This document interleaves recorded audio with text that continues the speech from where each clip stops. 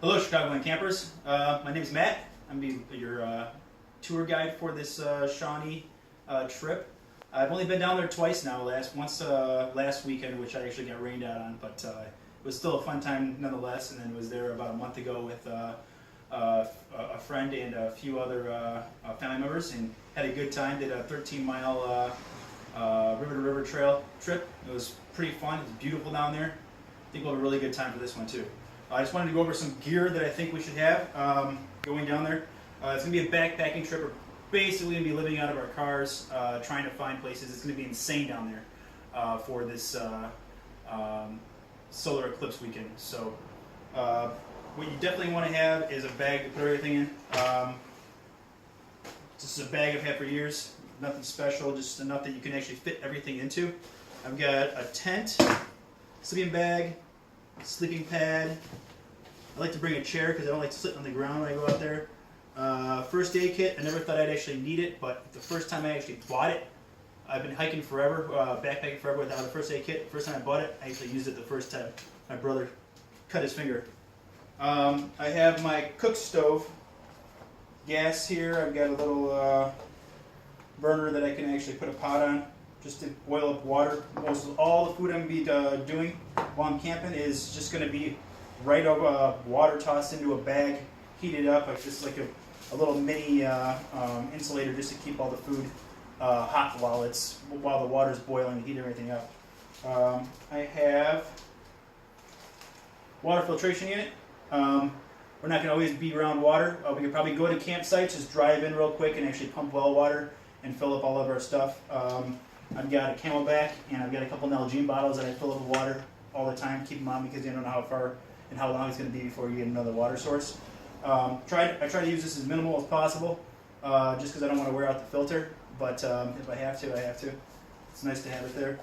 I've got a rain poncho. Got a cup, so when I'm boiling water in the morning for tea or for coffee, I can just pour that in the cup and actually reuse this to boil the water for the rest of my food. Some fire sticks, toiletries, soap, headlamps, batteries for your headlamp. Make sure you have enough batteries or if everything's charged up beforehand. What else do I have? Oh, food. So food for this, you want to plan out for how many days we're going to be there. So if you plan on getting there on Saturday at noon, or if you get there on Friday at night, you want a small snack for Friday night. Then Saturday breakfast, Sunday breakfast, Monday breakfast. Saturday lunch, Sunday lunch, Monday lunch, because we will be staying there until about 2 p.m. That's when the eclipse happens, and then we'll be driving back after that. So plan accordingly. I actually like to just section everything off, so I'm probably going to get there on Saturday. I don't know if I'm going to be getting off of work early enough on Friday for it to be justifiable for me to drive down there. But I've got my Sunday breakfast, Monday breakfast. I have the stuff labeled, so like have Saturday dinner. I know exactly what I'm eating for Saturday dinner.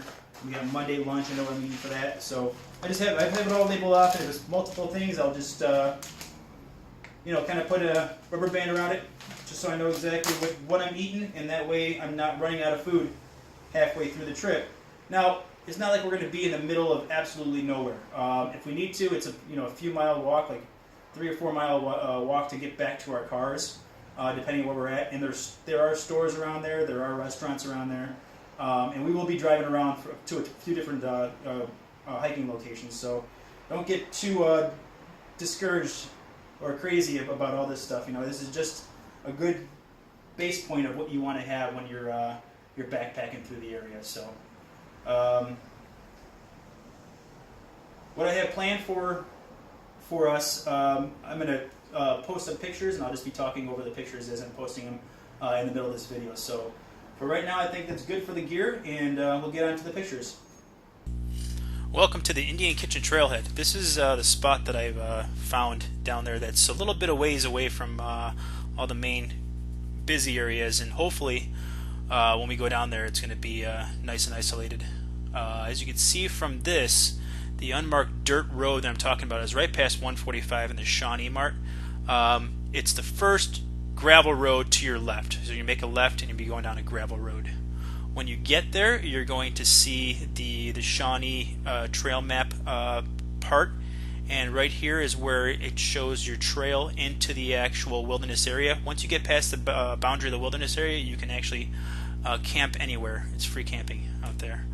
An alternate way is if you want to go to the Lusk Creek trailhead, which is down straight street on your GPS, but when you actually get down to the area, the sign off of 145 is going to show you that it's actually New Home Drive. So I took a picture of New Home Drive. That's where you'd be making a right and following straight street / New Home Drive till you get to Lusk Creek trailhead. That's probably not going to be as isolated as the other ones. There's a couple maps. They're all actually the same map. It's difficult to find maps down there, so I actually just took pictures of these off of one of the horse camping grounds right there in Eddyville. Was able to just to shoot them off. There was nobody even around for me to ask for a map. But once you get there, then you'll see any boundary area. You'll actually see the wilderness boundary sign, and here it is right here, and that'll tell you that you're entering a wilderness area. One of the hikes that we should definitely go on is to the Bellsmith Springs area. Went on about a 3-hour hike over here. They actually have a nice little area you could jump off and into the water and relax. You can't camp here though. That's the thing. This map I found over at the Shawnee Mart. She has a book of maps that are in there, but you're just not able to take them with you. So I just took some pictures of the maps, just so I had a guide before I got out to Bell Springs area. There's a couple wilderness areas that are right outside of Bell Springs area. The Burden Falls Wilderness and Bay Creek Wilderness. I have not explored them yet, so I can't tell you what they're like, but it's definitely worth exploration if anybody's up to it. That weekend coming up. Here's a map. There's 3 different trails. You've got the blue, white, and yellow trail. I think it's on the white trail is where they actually have the little rock cliff to jump and swim in there. And I did actually find a campsite right where you turn into Bellsmith Springs that we could probably camp at. I don't know if it's going to be available or not, but there's just a rope swing that I found walking around there. Okay guys, Garden of the Gods recreation area. This is definitely the place that I believe everyone is going to be at to try to watch the eclipse on Monday. That being said, I still think we should try to get there. The doors don't open for the area until 6 a.m. So if we get up really early on Monday morning, we can probably get up there and be the first ones in our cars to try to get onto the campsite or the area to watch it from the Garden of the Gods. This is one of the trails that we did about a month and a half ago. We did this river to river trail all the way from Pounds Hollow through Rimrock and Garden of the Gods. We should definitely check all these things out. So we started at Pounds Hollow and went all the way through Rimrock to Garden of the Gods, about a 13-mile trip backpacking. It was really nice. But Pounds Hollow also has a nice little lake there to relax with a little beach. So just depending if it's really hot out, maybe you want to do something like that, just do some water stuff. But we'll figure it out once we get down there. You know, just have a nice setup where we can meet up and figure it out from there. So I'll be posting a couple of things about where to meet up. Who owns Bada Town? Despite looking a little weird, like something out of Mad Max, these glasses are actually what I'm be using for to watch the solar eclipse. They come with like 3 different lenses that I found online. They were actually pretty cheap. I think they were like $20. And these are the ones, the 14 darkness that you can actually look directly at the sun with these glasses on. If I had these on right now, I wouldn't even be able to see out of the glasses anywhere, anything. It's completely black out. But that's something you could use. They got like a bunch of different little things you can look online to see like what the cheapest way to view the sun is. But I saw one about maybe 6 years ago. I can't remember how long ago it was, down in Albuquerque. And my brother and I, we actually just used our welding helmets, and it worked really well. You can get a welding helmet over at Harbor Freight or Home Depot for like $30, you know, the auto tinting ones, and maybe take up welding afterwards if you don't know what else to use it for afterwards. But forgot to include a couple things. One was footwear. So a couple of places we're going to be going to gets really muddy. I'm sure you could ask one of fellow members. The last time we went down there, she went right into a puddle. So I would recommend bringing 2 sets of shoes.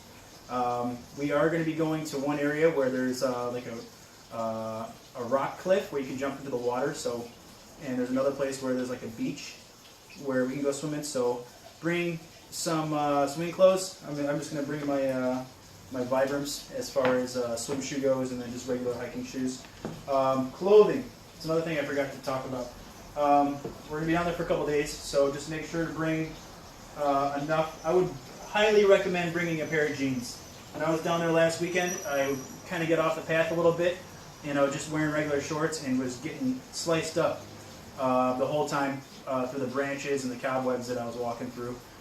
So I was really pissed I didn't have my jeans on at that time. But I would recommend bringing a pair of jeans. It did drop down a little bit, so maybe just like a light jacket or maybe a hoodie or something like that. You know, something light and easy to bring around.